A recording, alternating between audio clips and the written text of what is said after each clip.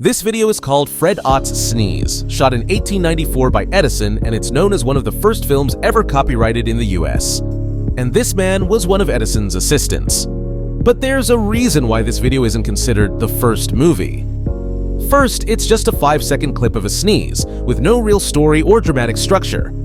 It's more like a film experiment or a recording. Second, this film could only be watched through a magnifying viewer, by a single person at a time. So it couldn't be projected for everyone to see, like movies today.